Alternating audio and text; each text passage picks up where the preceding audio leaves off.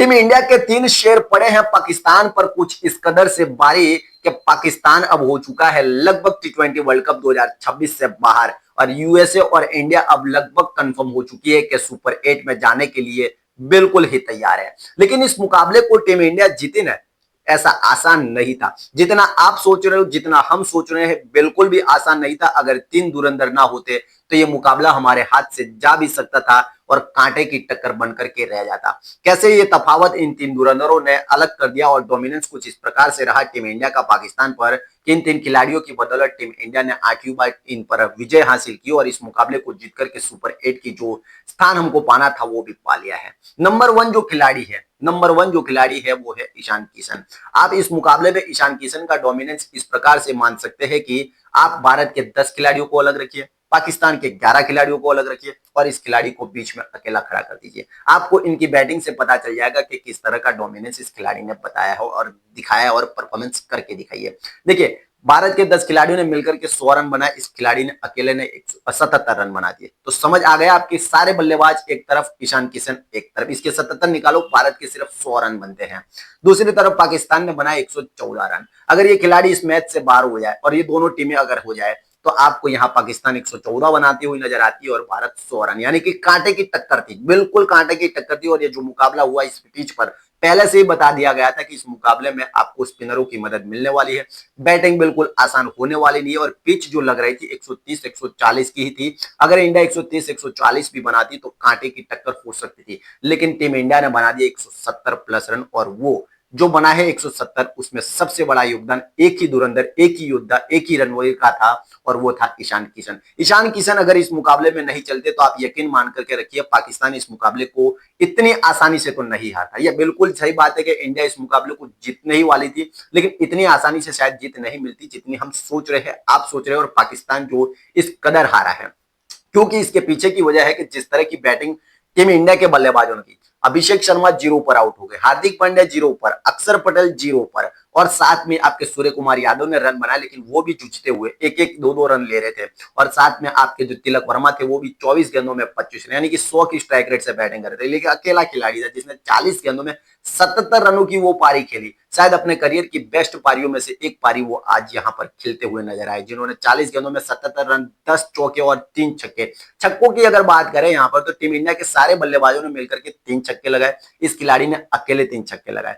पाकिस्तान के 11 खिलाड़ियों ने मिलकर के 3 छक्के लगाए, इस खिलाड़ी ने अकेले 3 छक्के लगाए, यानी कि यहाँ पे चौके और छक्के बिल्कुल भी नहीं लग रहे थे। लेकिन इस मैदान पर ऐसा लग रहा था कि ये खिलाड़ी अलग मैदान पर खेल रहा है और बाकी के जो ये 21 खिलाड़ी है भारत और पाकिस्तान के मिला के ये अलग मैदान पर खेले। और यही तफावत रहा टीम इंडिया और पाकिस्तान के बीच में। इनके 77 अगर ना होते तो शायद ये मुकाबला कांटे की टक्कर का होता और टीम इंडिया को जीतने के लिए काफी मुशक्कत करनी पड़ती। लेकिन दूसरा जो खिलाड़ी है हमारा, उसका नाम है तिलक वर्मा। इस मैच के स्टार्ट होने से पहले ही कहा जा रहा था कि तिलक वर्मा एक ऐसे खिलाड़ी है जिनकी यहाँ पर बहुत जरूरत पड़ने वाली है। तिलक वर्मा ने भले 24 गेंदों में 25 बनाए, लेकिन ना सिर्फ इन्होंने 24 गेंदों में 25 बनाए, लेकिन जहां पर अभिषेक शर्मा 0 पर आउट है और मुकाबला उस कदर उस जगह पर पहुंच गया, क्योंकि पहली ओवर में अगर अभिषेक शर्मा आउट हो जाते हैं, जो खौफ वो लेकर के मुकाबले में आते हैं, अगर वो आउट हो जाते हैं तो मनोबल टीम का कितना नीचे आ जाएगा। लेकिन उसके बाद ये खिलाड़ी टिका रहा, 1 रन 2 रन ये लेता रहा। लेकिन सामने आपने ईशान किशन को वो छूट दे दी कि आप बिल्कुल इन खिलाड़ियों पर टूट पड़ो और इतना मारो कि पहले पावर प्ले में टीम इनसे मुकाबले से छीन करके ले जाए। और यही हुआ, ईशान किशन को फ्री हैंड मिला, ईशान किशन ने तूफान मचाया, गर्दा मचा दिया।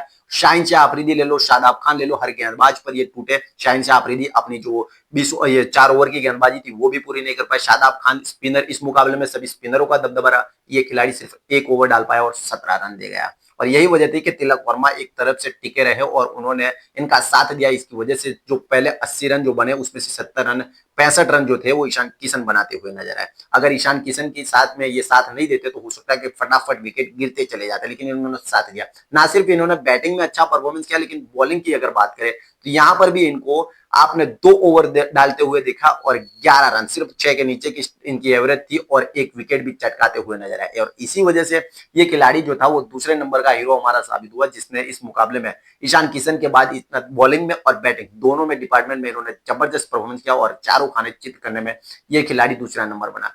लेकिन तीसरा खिलाड़ी जो है ना, उसका नाम सुनोगे आप तो आप कहोगे कि यार ये खिलाड़ी जब जब पाकिस्तान के सामने आता है अपनी प्रेजेंस ठोक करके जाता है, पाकिस्तानियों को धूल चटा करके जाता है। नाम है इनका हार्दिक पांड्या। जी हाँ, बिल्कुल हार्दिक पांड्या इनका नाम है। भले आज बैटिंग में 0 पर आउट हो गए, पहले गेंद पर आउट हो गए, लेकिन ये कहते हैं कि मैं ना बैटिंग में, ना बॉलिंग में, ना फील्डिंग में कोई ना कोई ऐसा पासा तो होगा जो फेंकूंगा कि अपने दम पर टीम इंडिया को जिता करके जाऊंगा। और इस मुकाबले में भी कुछ ऐसा ही हुआ।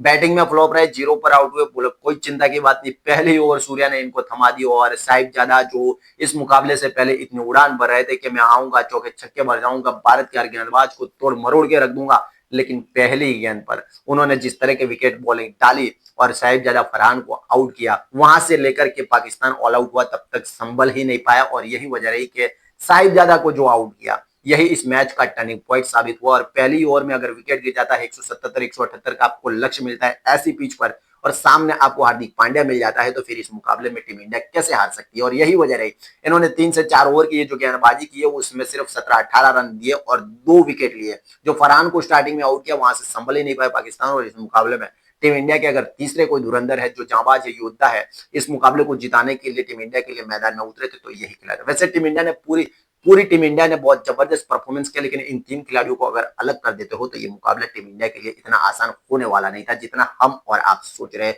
तो कैसी लगी टीम इंडिया को आपकी जीत? और सुपर 8 में पहुंचने की बहुत बहुत बधाई टीम इंडिया को। और साथ में सुपर 8 में अब यूएसए जो है, वो यूए भी आपको मैदान में निकलती हुई दिखाई दे सकती है। और पाकिस्तान का जो सुपर साफ है 2026 T20 वर्ल्ड कप से, इनका जो बैक पे करने का जो ये तरीका है वो बहुत अच्छा लगा हमको। और हो सकता है कि अब इनका करियर जो समाप्त होने वाला था वो बहुत जल्दी समाप्त हो गया है।